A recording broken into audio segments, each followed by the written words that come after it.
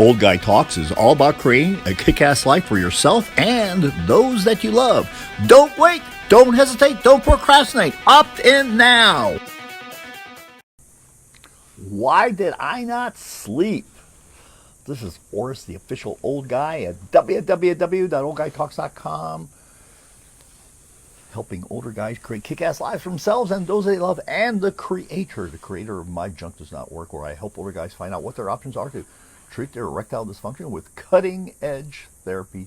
Some people don't like that word, cutting edge, but this is no cheesy stuff. This is actually everything I talk about, everything I discuss with experts require a doctor, a knowledgeable doctor. So if you are a man or know a man who's having problems, well, the answer you are looking for is there.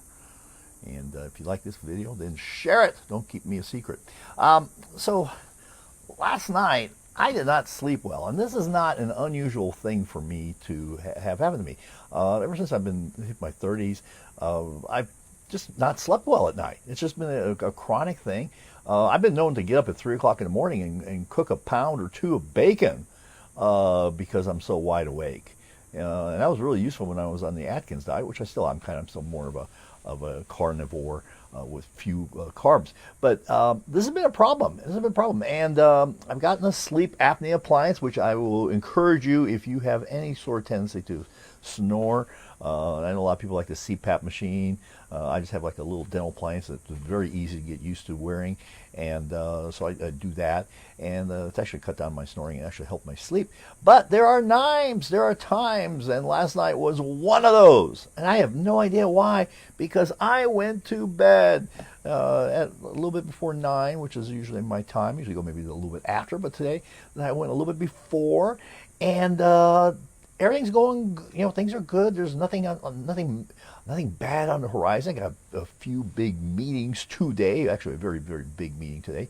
That'll be a video meeting. And, but I woke up. And I woke up. The first time I woke up, I looked at the clock, and I thought it was going to be like 2 or 3 o'clock, because I usually get up at least once a night. And you know why you get up once a night, just like I do. So I usually get up at least once a night, but I looked at the clock, and it was 10 o'clock. It was just a few minutes past 10 o'clock. I'm going, holy moly, what's going on? What is going on? And I think my body was very, very stiff. And I kept on waking every hour, 10, 11, midnight, 1, 2, 3, 4, and 5. And then the alarm rang at 5. And the guy I was tired. I was tired because I didn't sleep, and I kept on waking up. And I'd fall back asleep, and it was an awful, awful night.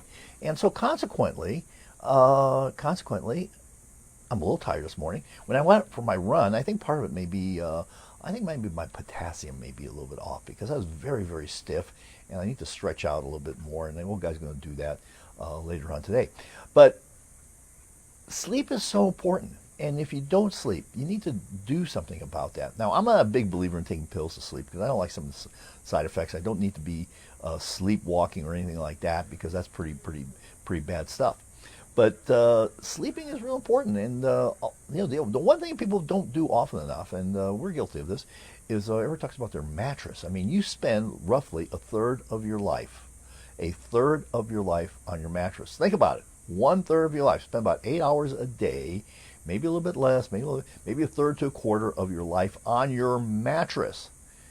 And too often we just basically think that it's okay. And mattresses do wear out. They do wear out, and not because of that, but just wear out. And apparently mattresses actually take on a lot of your own dead skin and all sorts of other stuff that people talk about on these mattresses. So it's a big deal. But sleep and getting good sleep is such an important part of your day. And if you don't get good sleep, well, sometimes maybe you can recover and take a nap during the day. I'm not a big nap person. I've rarely taken a nap. Because part of it is because of the ridicule I get that's a sign of being an older person, is you start taking naps in the afternoon. So I try to stay away from naps. Instead, I'll just go have a cigar, get a little nicotine rush from the cigar, and that'll carry me through into the evening. But let me know, what do you do what do you do when you aren't able to sleep? Sometimes, like I said, if this comes at 3 o'clock in the morning, I just may just get up and start my day and get a lot of stuff done in the hours, in those few hours before everyone starts getting up in our house. Our house tends to get up very early, which is a very, very unusual thing that here in Las Vegas, that's a whole other topic. It's a first world problem. The fact that Las Vegas does not seem to get up early in the morning like Phoenix does. So what do you do? What do you do when you're not able to sleep? Are you productive? Do you get up and just go to work, or do you just try to keep on fighting it and try to get back to sleep, and you sleep in and sleep over? And I'm sure it's different on a weekday when you may have to go to work, or on a weekend when you are, well, the schedule's not so tight. Remember, at oldguytalks.com, it's all about creating a kick-ass life for yourself and those that you love. If you are interested in creating a kick-ass life for yourself and those that you love, then become a member at oldguytalks.com and get access to the cave area, where not only do I have my interviews with doctors on cutting-edge therapies for erectile dysfunction, but I will have other things that are posted in there that will help you create that kick-ass life that you want for yourself and others. And we're going to be talking a lot about different kinds of vices and virtues. So opt in and become a member